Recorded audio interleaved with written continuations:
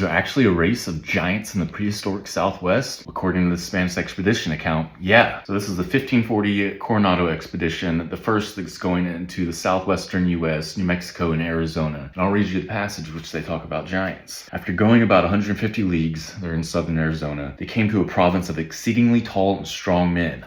Like giants. They are naked and live in large straw cabins built underground like smokehouses with only the straw roof above ground. They enter these at one end and come out at the other. More than 100 persons, old and young, sleep in one cabin. When they carry anything, they can take a load of more than 300 or 400 weight on their heads. Once when our men wished to fetch a log for the fire, and 6 men were unable to carry it, one of these Indians is reported to have come and raised it in his arms, put it on his head alone, and carried it very easily. Sounds like giants, right? Well, yeah, if you're about 5 feet tall, which at the time Spanish were. The average height for the male in medieval Europe was about 5'5", and the Spanish were kind of on the shorter end of that. Ponce de Leon is described as being 4'11", and in a previous passage here, the Spanish talk about the tallest men only coming up to about chest heights of one of the natives they encountered. So the average height for these natives was probably around 6 foot, maybe a little bit higher, and that's actually pretty consistent for North America on first contact. The Coronado, for example, or the Virginia natives were described as being all 6 foot, and that's pretty consistent also for just hunter-gatherers globally. The stature was quite high in the archaeological record up until agriculture was started, and then the stature just decreased very drastically and has only started to recover in recent times because height has to do a lot with prenatal food nutrition and early childhood nutrition, and these natives of the Southwest were subsisting on a diet of corns, beans, squash, and lots of wild game, wild rabbit, deer, antelope, and the like. And so it makes sense that they would be 6 foot and taller, and why the Spanish, who had a much poorer diet, were of a much smaller stature. And yes, you can describe someone as a giant if they're a foot taller than you and you've never even seen that in your entire life. So no, there wasn't some mysterious secret race of actual giants, or what most people would consider to be giants, like